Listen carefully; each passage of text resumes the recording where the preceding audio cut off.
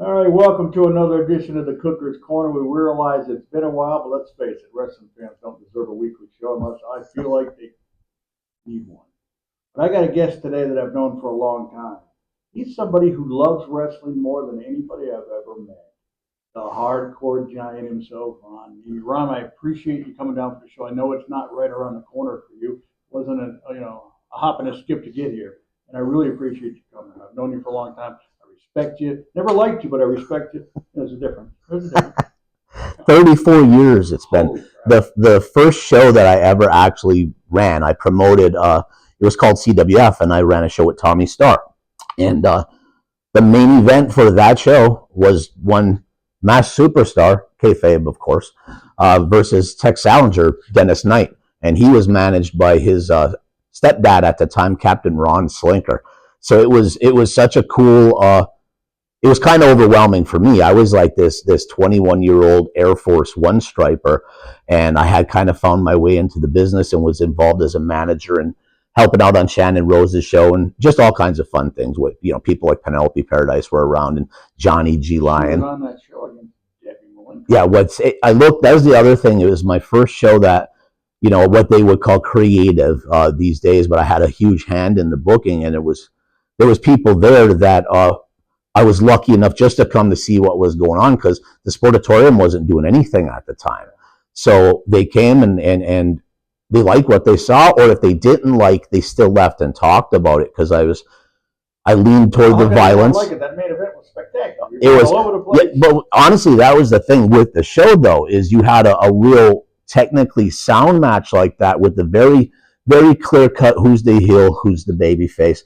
But then I leaned on violence a lot, and it worked. People liked it. We're in this little tiny VFW hall, 3 beers for $1, literally 3 beers for $1, draft. But you gave them a little bit of blood, and this 250 people packed into this building in the middle of the summer at Tampa, Florida. It got hot, and I was lucky enough to meet and work with you, the Southern Posse. Throw out a couple names like Muhammad Stud, Jim the Animal Cooper. He was with both those guys were with us in Suncoast, right? Yeah, it was crazy because I broke in right at the height of Suncoast, and I never got to do a show. Henry Reigns, I haven't forgiven you yet. You're bringing, but that's kind of a sore spot with me. He was at our last show. He's just rubbing it in, like pouring salt in the wounds. Tell him I said hi. If he ever runs again, what is it, the Manatee Civic Center? Is that where most of the shows were? There in the Bradenton Auditorium. And we had little house shows here and there. Yeah, and Town Estates Gymnasium, which we had some really. It was a pretty cool circuit down here. The Masked Superstar was a little bit racist back in the day. Just for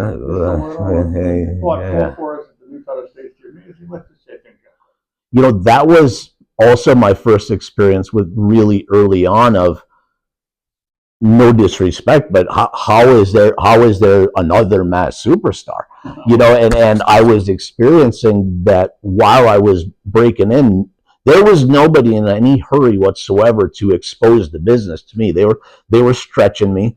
They were using me to help set up the ring, set up the chairs, hustle tickets because I was active duty. Do you think that the Masked Superstar that was on your show was the original Masked Superstar who just quit working out, or? It was the fact that there could be a different version of a famous character like that. I should have known because Big Time Wrestling Under the Sheet came up to Marquette, Michigan one time, and I had the pleasure of seeing the likes of Superfly Terry Snuka, which was a young Terry Brunk Sabu. Did you really? Yeah, because a guy named Abdullah Farouk Jr. Yeah, he was the Detroit guy. He shows at the Air Force Base here in Florida, right? Fairs, and he always brought the Sheik in, and he had Sheik against Bugsy one night. It was me and Buddy Valentine.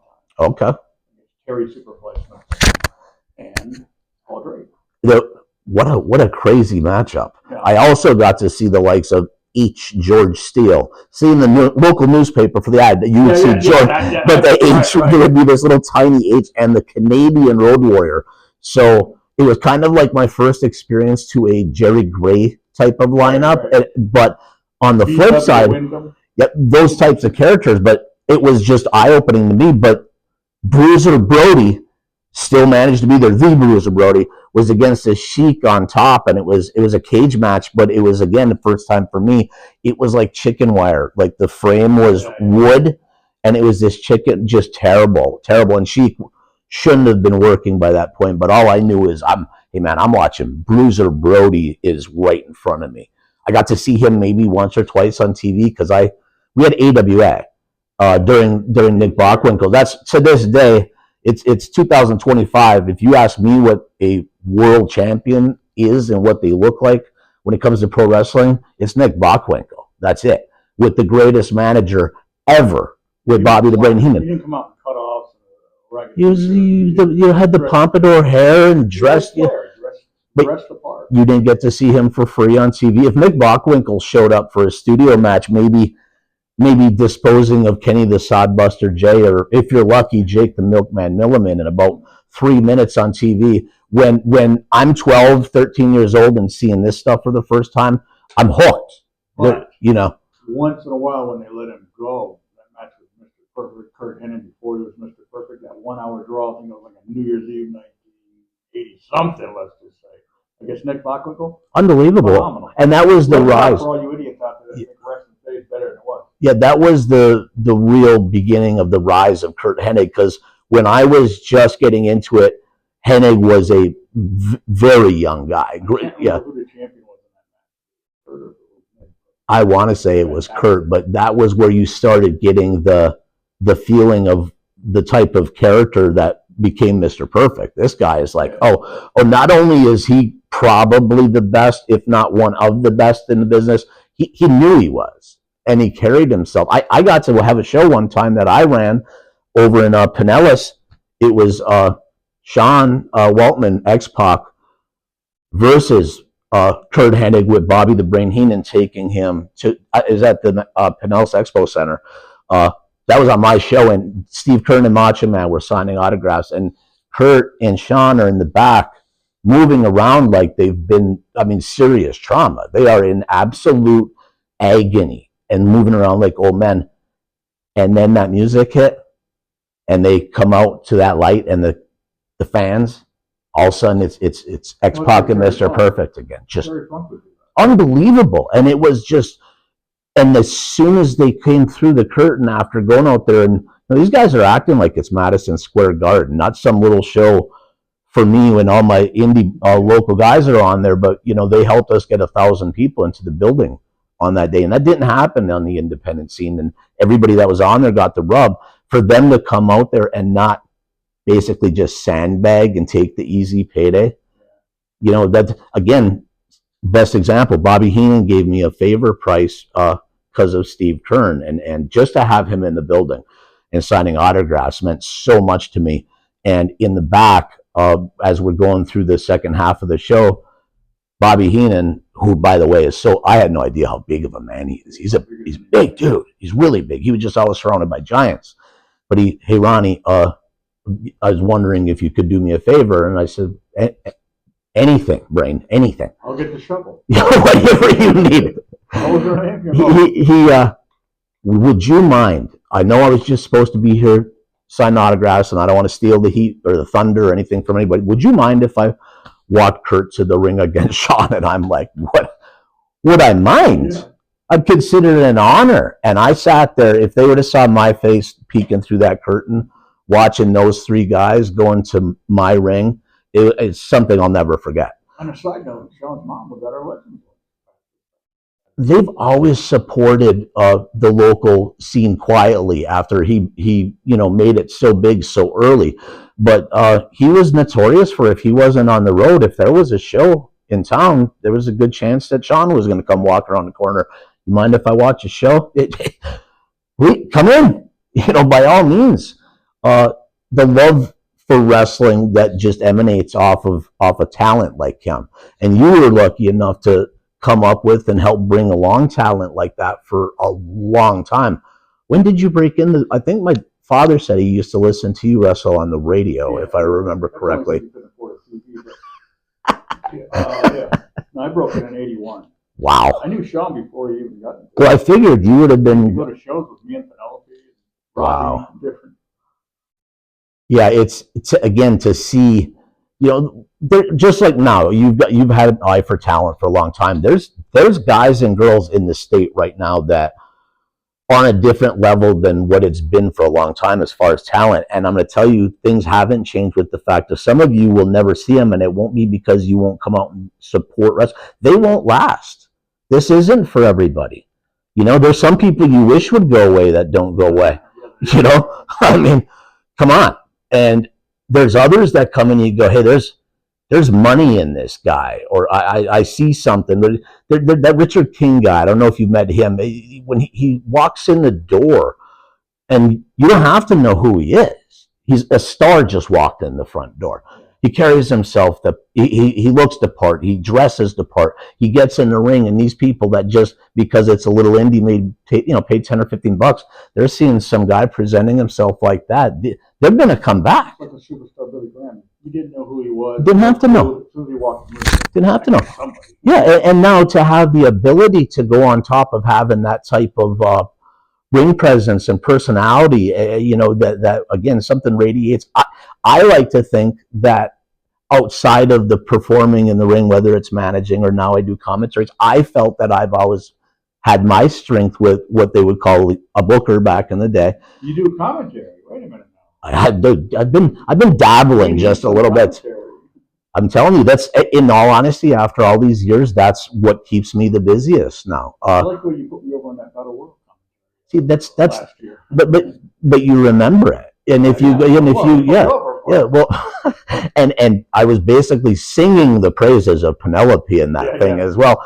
But it's a lost art where I'll listen to some of these people that are doing commentary on what I would consider larger indie shows, and I'm going, are you there to put over the talent, or is it yourself, or what are you doing?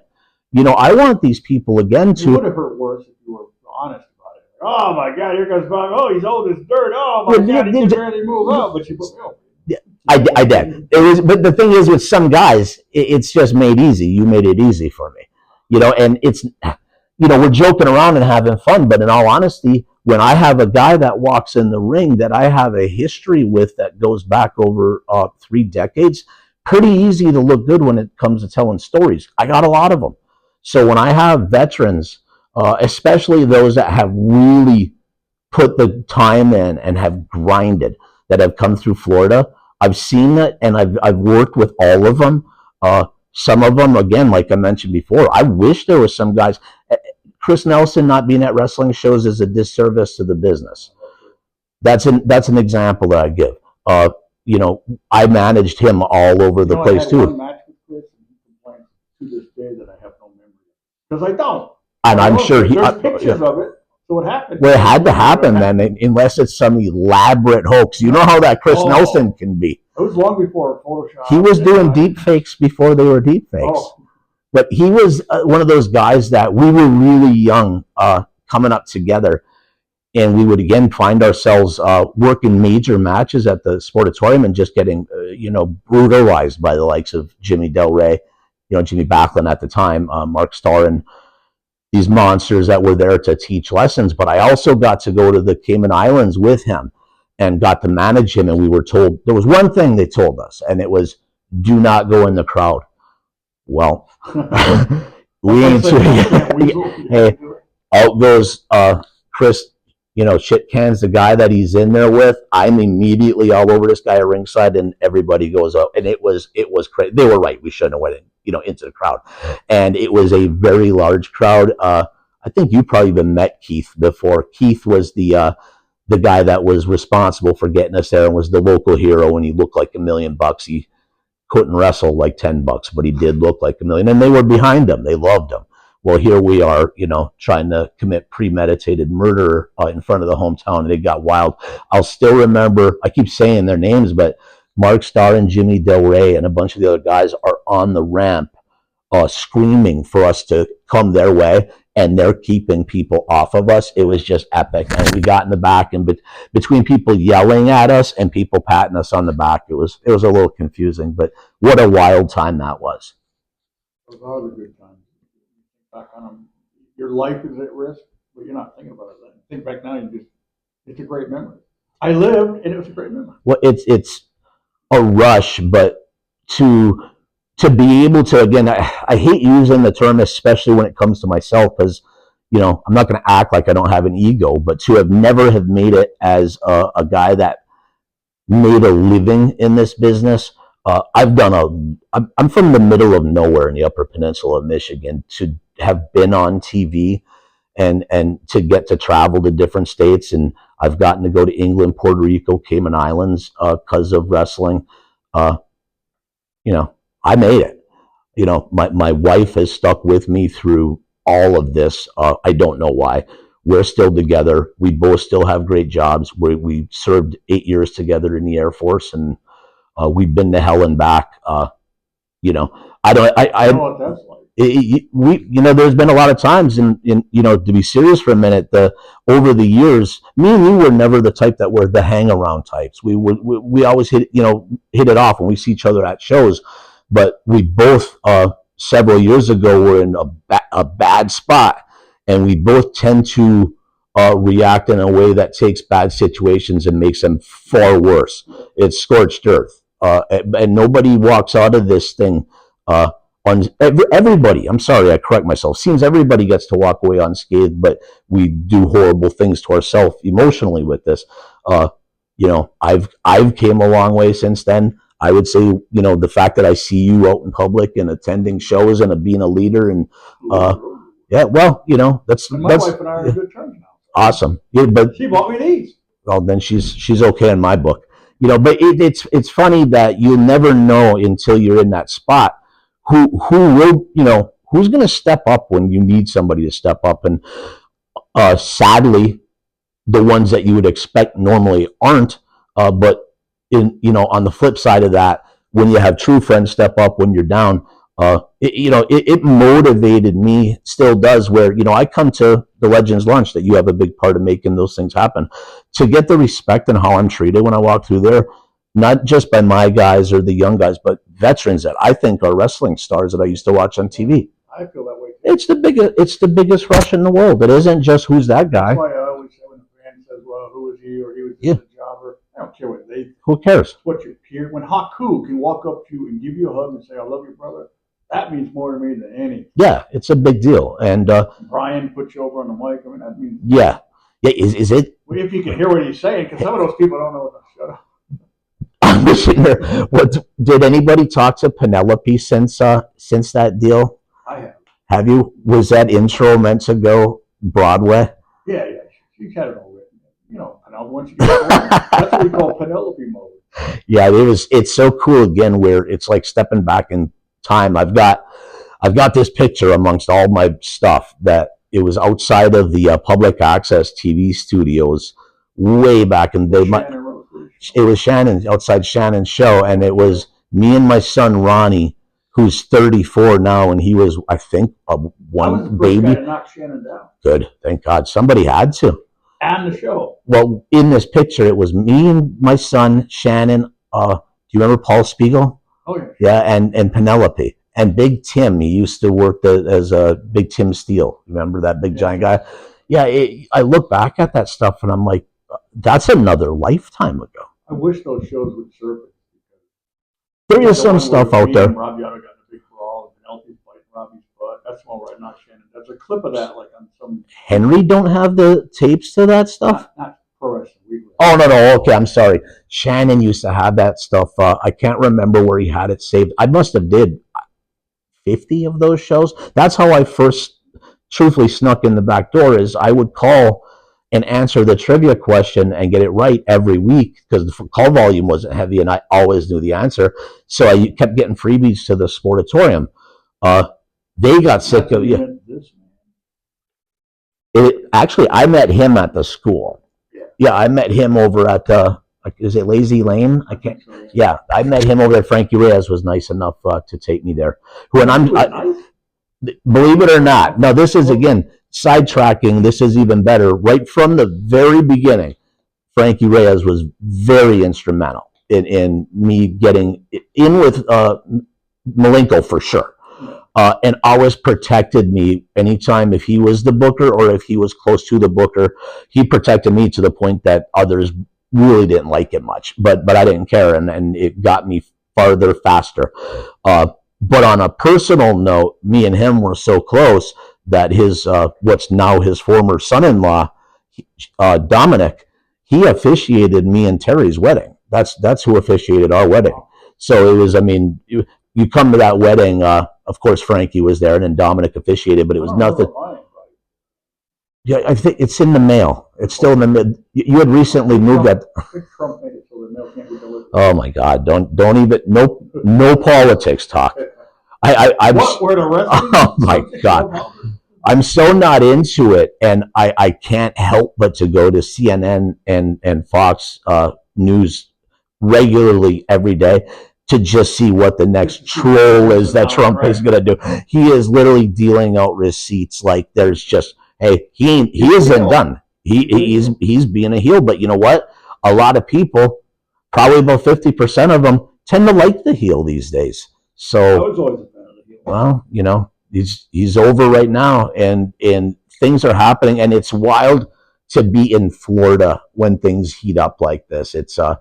It is a little different now though, because I mean I'm from out of town, but I've been here since '89. I've been here a long time, but there's a lot of new northerners, northeast more than anything, and then the West Coast people have moved in, and they're just like, what the F is going on? We do whatever we want here. Nobody cares, no. Don't bother getting offended. Nobody cares if you are here.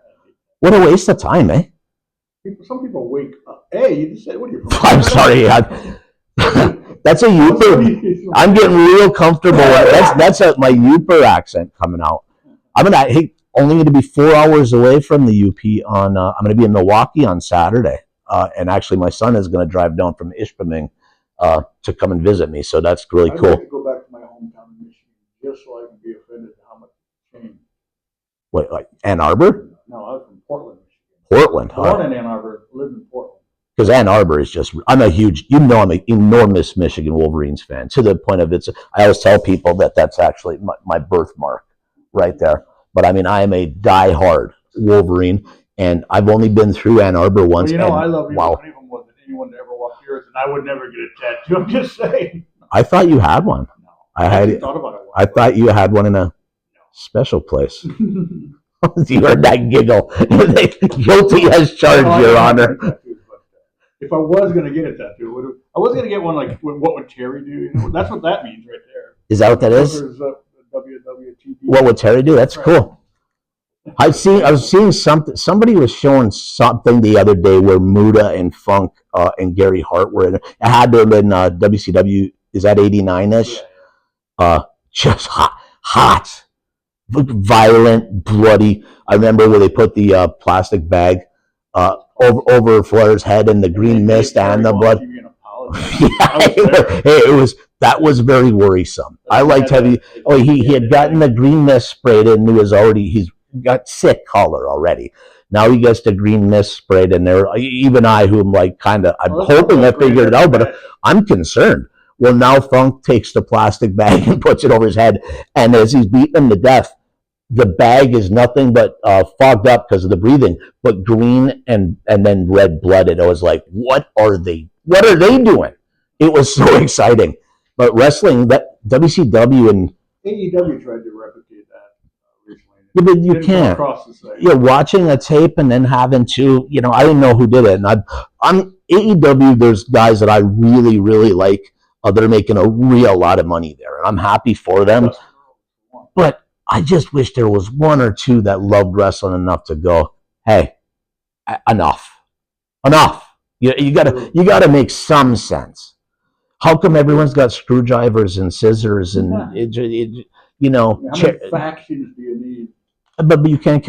Don Callis is a manager with a faction that never goes to the ring with them. Last night. Holy. All over the place. Do you actually watch it? I can't. And I have nothing against him. I don't really enjoy it much, but I do watch it. Oof. See, I want bad wrestling to be. MJF. I'm in the moving industry for my shoot job and have been for a long time at a company I used to run in Tampa. We actually moved him and his wife to Texas. It was really cool. Yeah. No, Dustin. Yeah, MJF would have been a kindergartner probably at the time. I'm advanced. I turned 55 on the 23rd. Can you believe that? Don't let these boyish good looks fool you. 55, went from 37 now. You're going backwards. Is that the old Benjamin Button, or is that a reverse Benjamin Button? I'm blessed. You are blessed. And you're talking about being blessed, and I'm going through the internet on Facebook. I'm scrolling. Do you have another match coming up again? Oh, I do. Right here at the Twisted Wrestling Alliance Studios, March 15th, myself, Pablo Marquez. Oh, Pablo. Taking on Jimmy McDowell, Golden Boy Jimmy McDowell. That's how you pronounce it. Who cares how you pronounce it? I don't care. And his partner, Johnny Walker. You ever heard of Johnny Walker? We're not talking about Mr. SG with the knee lift. Yeah, Johnny teams with one of my buddies that wrestles as Torture. They do they team together. Torture is one of the gorgeous beard. It's amazing. But to have a gimmick where you breathe fire and you got a Grizzly Adams non-moistened beard on your face at the same time. There's no way we can do the fire. He's like, but he's one of those guys too. We go back to, he trained at my old WrestlePlex school under Navy SEAL. And so he came up with a bunch of good talent, but he's got such a big personality and booming, but he's never been too big to not. He'll still show up at an indie show, buy a ticket. Well, we invited him here and he didn't show up. So it is a bit of a hike, though. Yeah, I think he's over on St. Pete Clearwater side or something. Wrestlers know all about hikes. I drove all the way to Michigan and back one time, all the way. That's because you wouldn't fly. And came back. Well, they wouldn't offer us to fly. WCW didn't fly to losers. I mean, guys like me. Did you ever take the trip with Cube and Penzer and that crew, or were you guys a totally separate crew? I was with Dave all the time. You were? Because I remember, when I'm talking when like Bill Payne and Butch Long and Seal and Bucky and all that started going, it was one of these. Dave would rent the vans and I would rent something over here sometimes. Sometimes I'd ride with Dave, sometimes I'd ride with my crew. Well, what was tough for me at the time was I was trying really hard in Plant City, and then I'd run stuff in Tampa and St. Pete or whatever, but I was trying really hard to get some local guys over legitimately as local stars and trying to use the papers and the radio and everything I could. Plus, I had tons of influence with Pro Wrestling Illustrated and stuff early, and I kept that until Brandy left a few years ago. But I would be pushing guys as champions or contenders or whatever, and they would be getting jobbed out on WWF Superstars in the morning. And then at 6:05 on the same night, you might see them on there losing.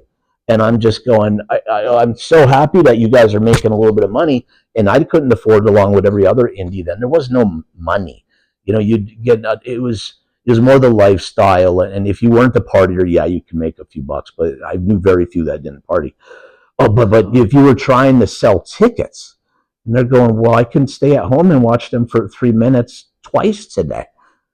To lose to the American Males and to the Red Rooster.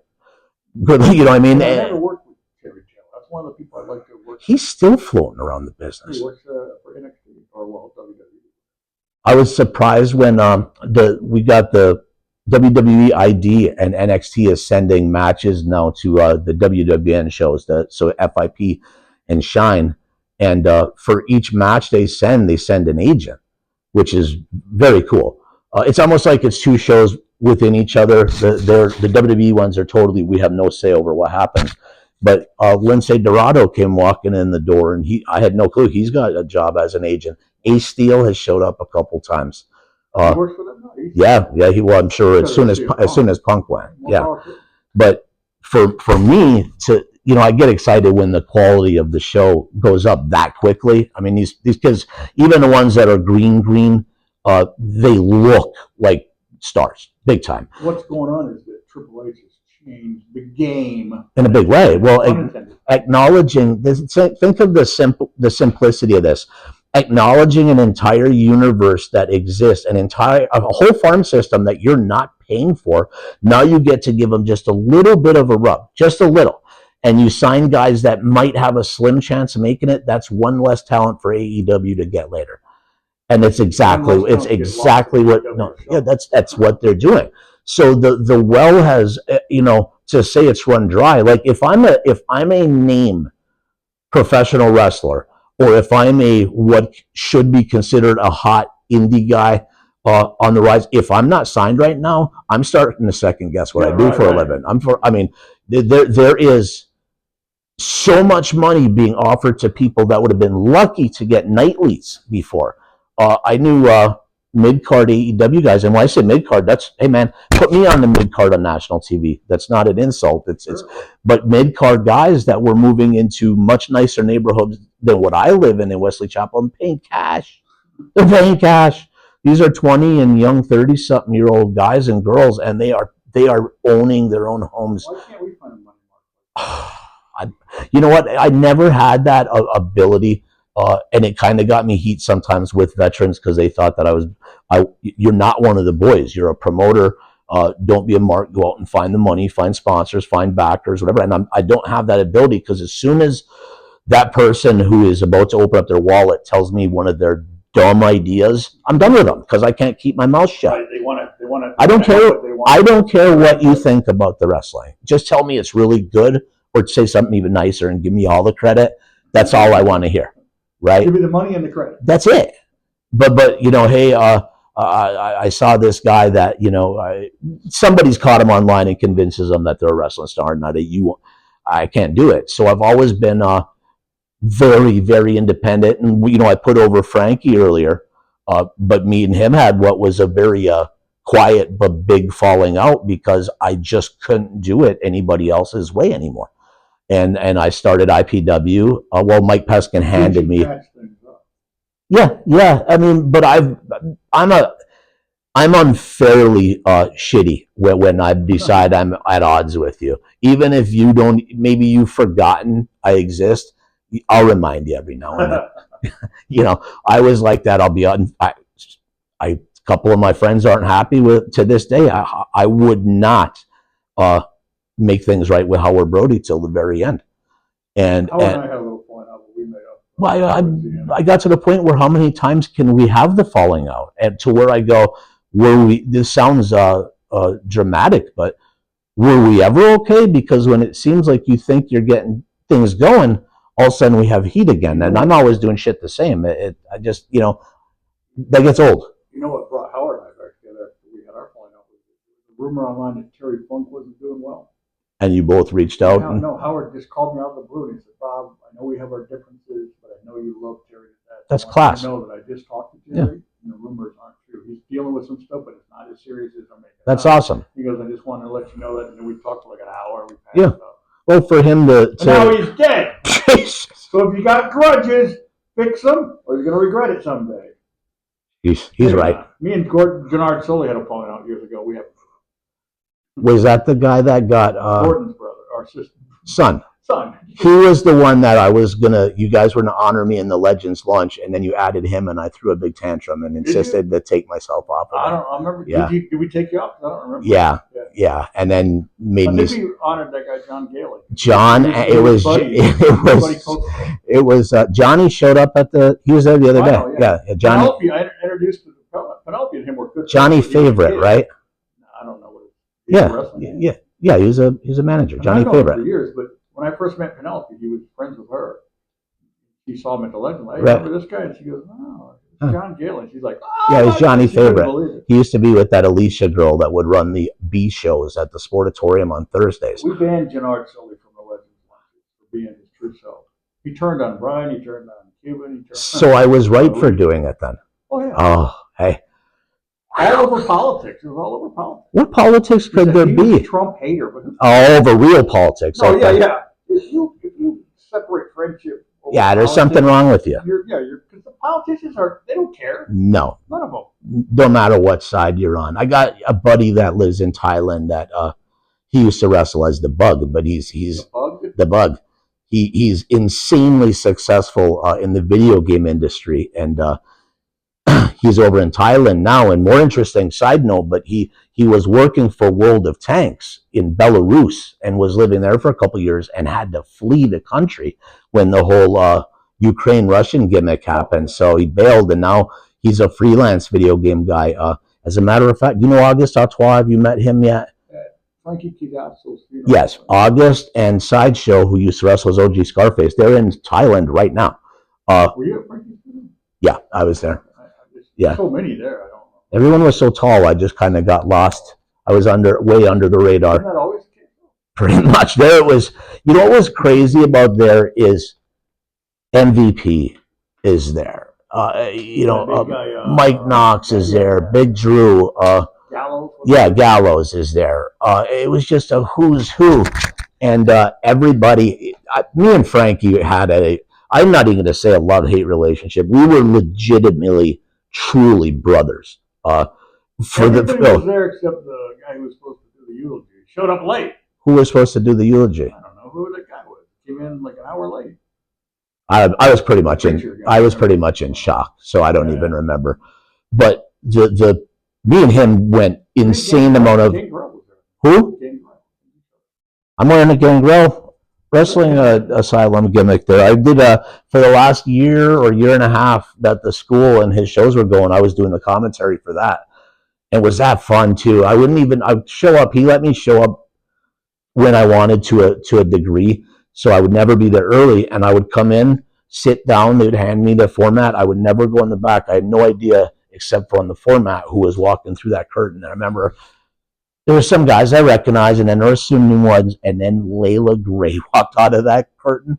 I couldn't believe.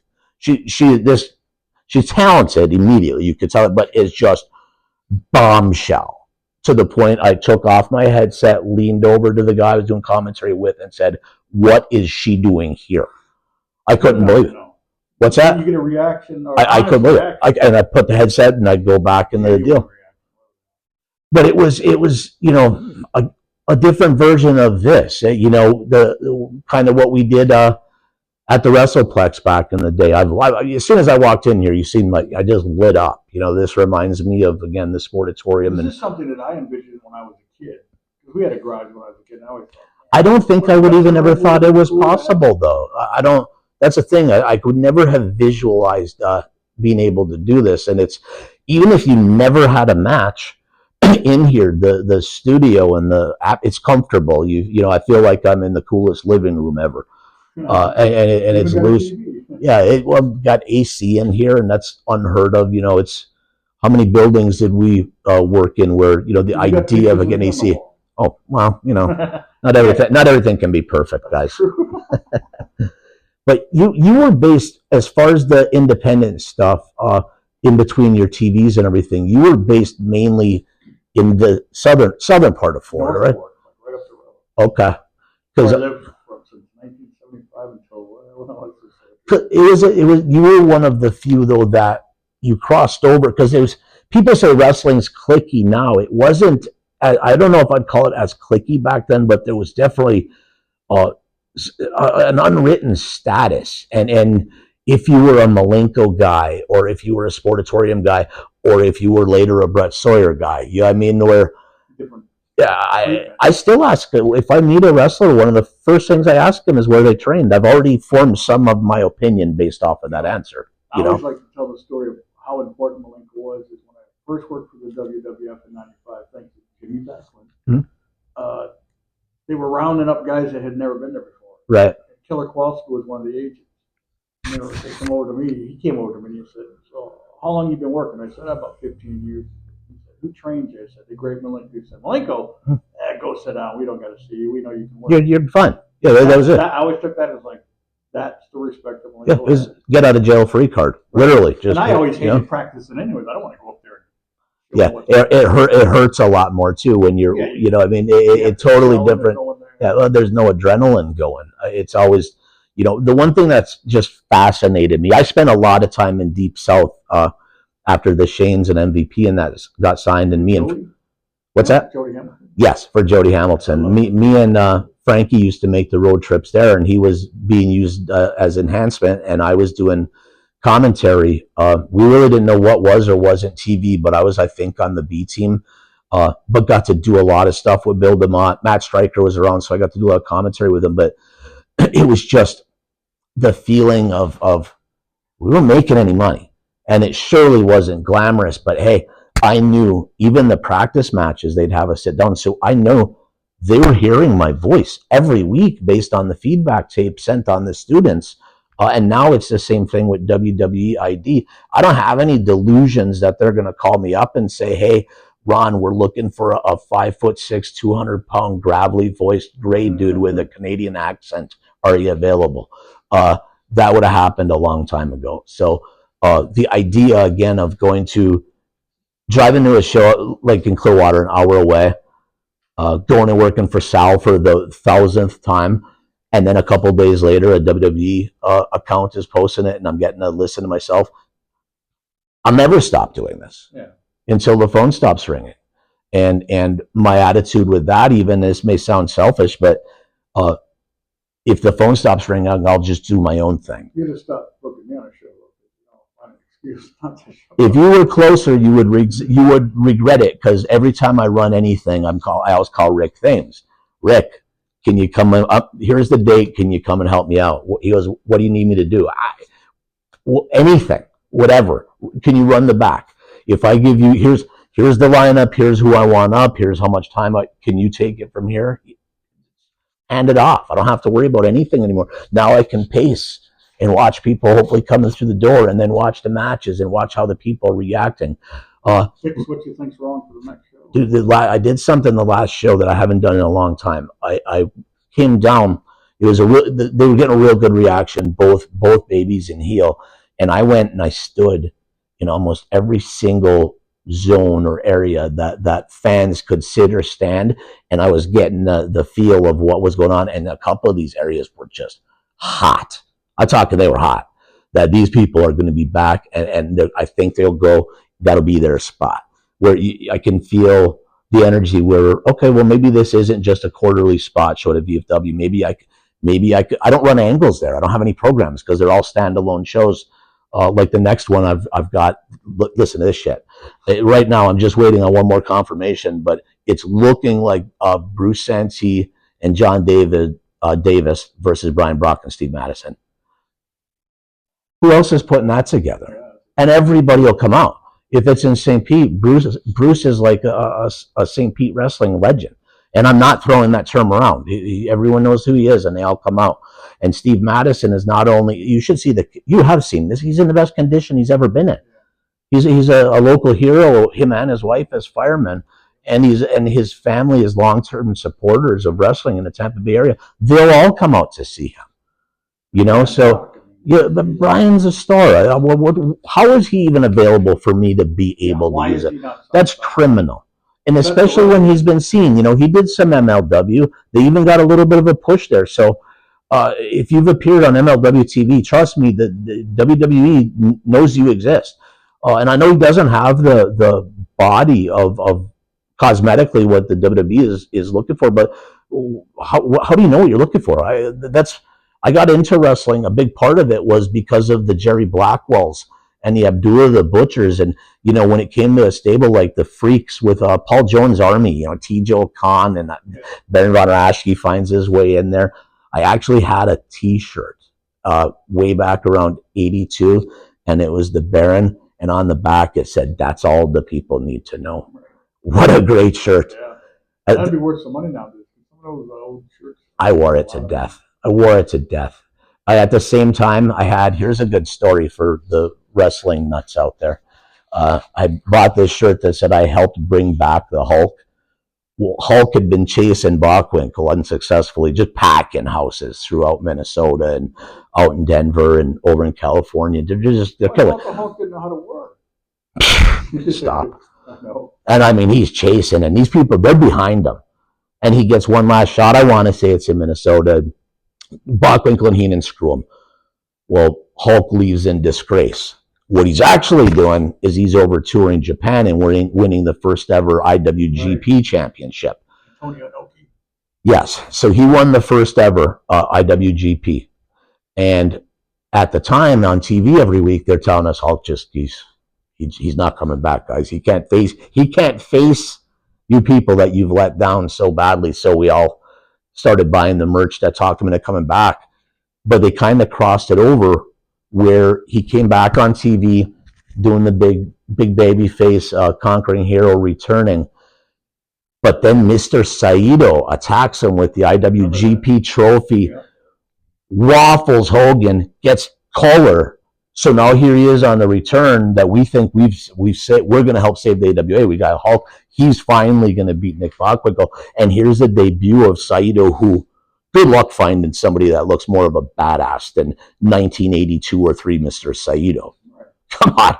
And then they have, and again, it was AWA. We never seen some crazy trophy like the IWGP. You know, Japanese wrestling trophies are just spectacular and huge. I can't believe how they got it over.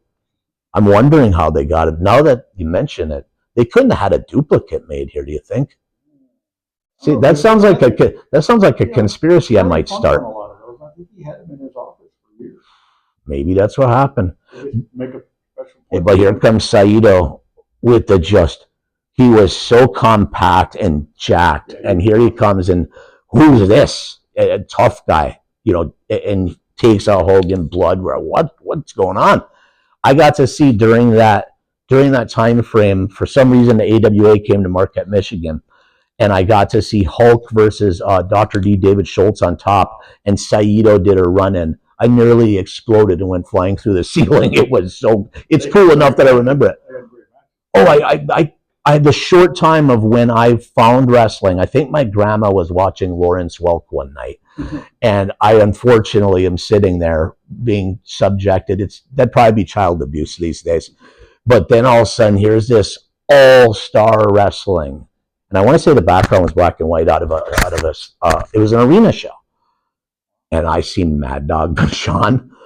I'm like, what is going on here? You know, and then you had Bockwinkel, and I can't remember who exactly, everybody, but within a short time, Mr. Saito and Ken Patera nearly killed those cops when they were hammered, and they were trying to get into McDonald's at like 3 a.m, and then started throwing those giant rocks through the windows, and these poor Wisconsin cops show up.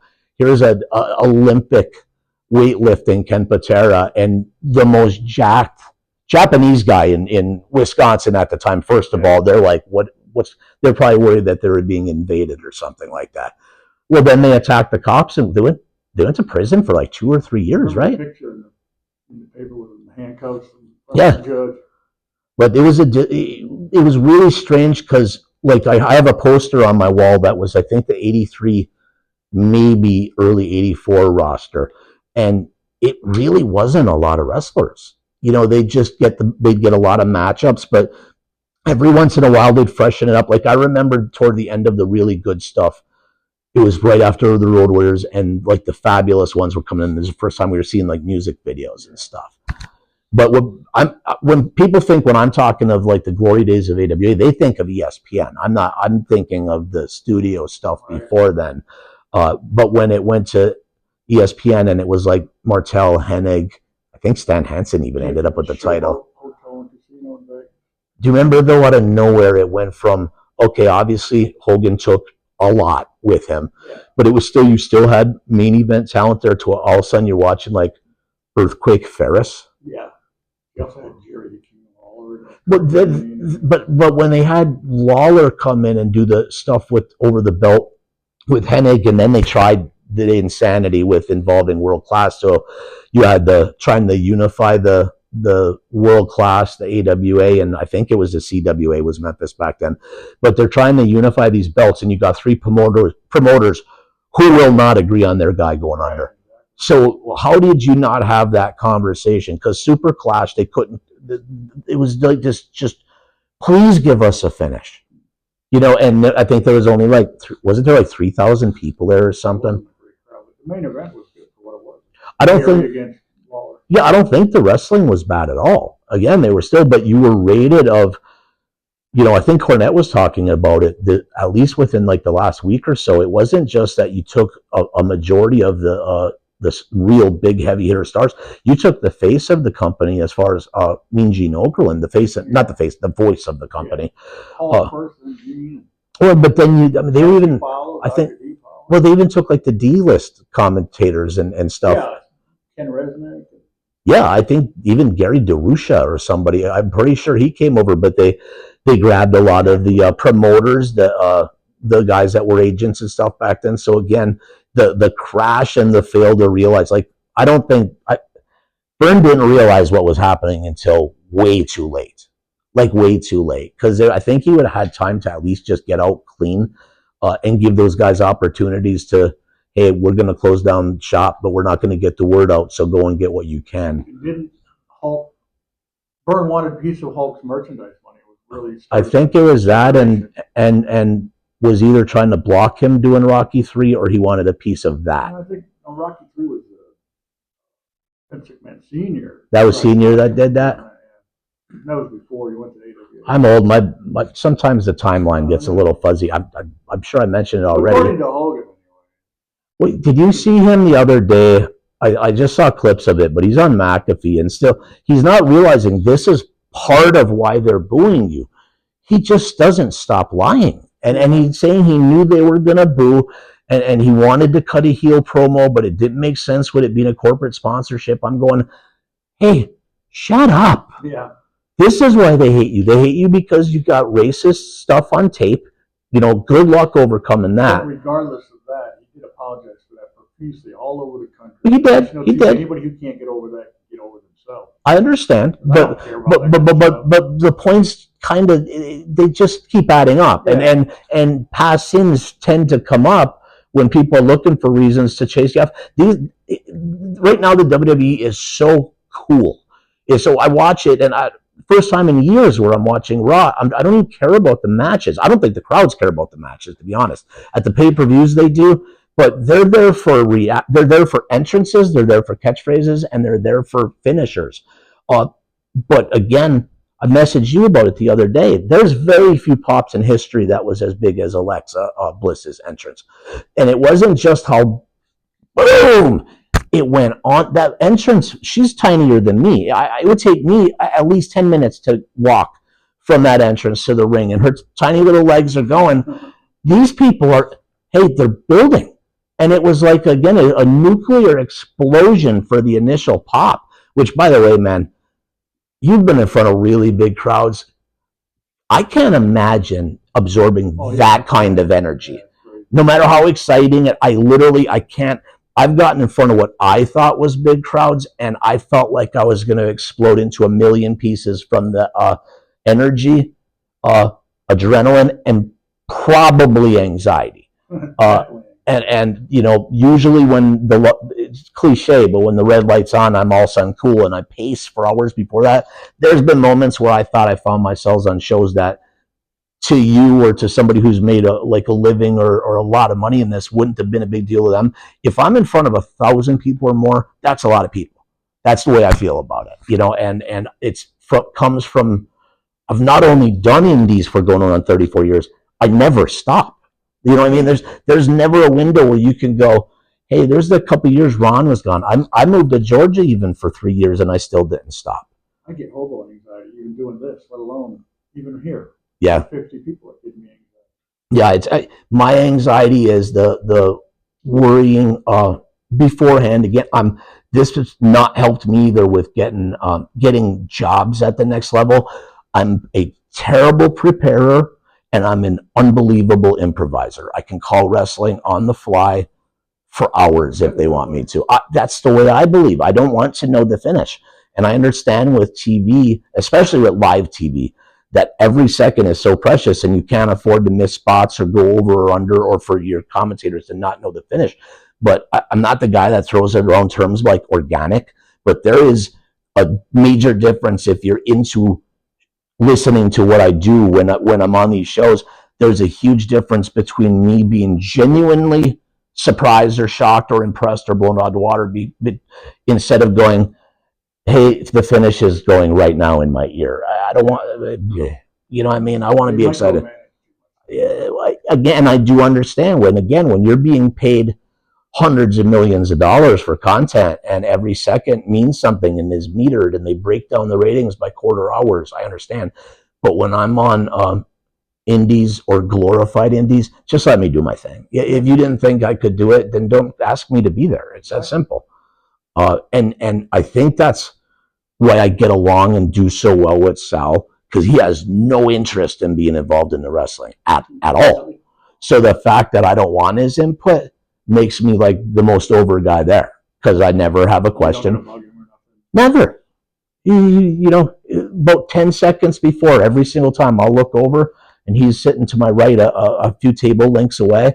I'll look over, he'll look over at the same dumb face he's got, give me the thumbs up, I'll do the same, and we're off and running. See, I'd get annoyed by that too if I was him. Like Rick Ryder promoted the show once, Punta Gorda down the road. He wanted me to put it together. I put it together. I just went in the dressing room where everybody was and said, "Hey guys, thanks for coming. Don't get hurt. Have fun." Boom. And I went in the dressing room next door and sat with Bugsy and talked. Yeah. But then Anthony Devlin and this kid used to wear a suit. Like, oh, Maxwell Chicago. They're having a match. Yeah, he wanted to know everything. No, they would come in and say, "Hey, Anthony don't want to lose," or "Anthony don't want to lose." What do you guys just figure it out? No, see, my experience with him was he wanted to go over spots by spot. Well, that was between them, but I mean. So you don't even need to be involved in that. They go, well, he don't want to do this. Like, come on. Figure it out, you know, and remind me to not call you next time, you know. And there's the worst ones with it's always tough because not all the time, because there's some real garbage out there too. Most of the time, these guys that don't get it, they don't get it. To get mad at them accomplishes nothing because they don't understand. Not everybody understands professional wrestling because this shit is. After a few lessons at a school, you don't get it. You're never gonna get it. But to be around something as weird as pro wrestling and unique, there is nothing like even doing what we're doing here right now. It's not unlike anything else. It's the greatest form of entertainment when done correctly, but the most pathetic when done incorrectly. I don't like being embarrassed, and this is what's gotten me heat over the years, and I've had a lot of it. I hate when somebody is happy to present a terrible show or book terrible wrestlers. Me saying somebody's bad isn't me being an asshole. That's a jab at us because I'm wrestling on the next show. I'm always putting you over, but if I was to watch the tape and I call you up and go, "Hey Bob, come on, bud, you need to be at the level that you're." Just change my number. You agree, though. It's one of those things where other people lie to me. I'm hard enough on myself. I don't need other people to be hard on me. That's the thing with you, as it probably would go easier on the person delivering the message because you're incapable of accepting compliments. I found that out many, many years ago. Self-deprecating to a level that's legendary. But what's cool that you're doing, though, I wasn't down here, so if there's things I wasn't aware of, but the way you and Rick, you guys have really stepped up as far as helping the next generation and being around and advice and the whole thing. And I'm watching you guys enjoy it. That's the cool thing. Neither one of you look like anybody's dragging you to any of these functions or shows or doing things like this. To give up your time, at your very, very advanced age. Well, I think it might be time to end this. This has honestly been so fun. I'm sorry if I went off on a tangent, and if you're watching the video, I don't make a lot of eye contact, and my eyes drift, and I also talk to the cameraman. That is like the invisible, Obviously, we got somebody here with us filming this thing, and when I'm talking, I like to have an ever to train to be a professional wrestler, the blue collar man himself, Joseph Saraceni. Yeah, Joe, thanks for doing this too, man. There's there's not a lot of appreciation for guys that sacrifice money, time, and to have a love of the business to the level of doing something like this. And you were nice enough to give me a tour inside the house. I love pro wrestling, and I usually am very, very hard to get in with or impress because I don't believe anybody's really got the heart. I put it at I wasn't a bumping wrestler, so if this is out of line to some, that's just the way it is. Not everybody, most people don't have the heart that some of us have. I'm not going away because I plan on wearing out my welcome. I got a lot more to give.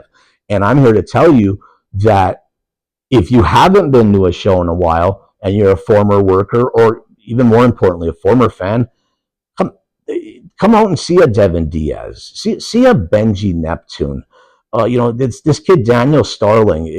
If you guys, I don't know if you've had the opportunity to see him.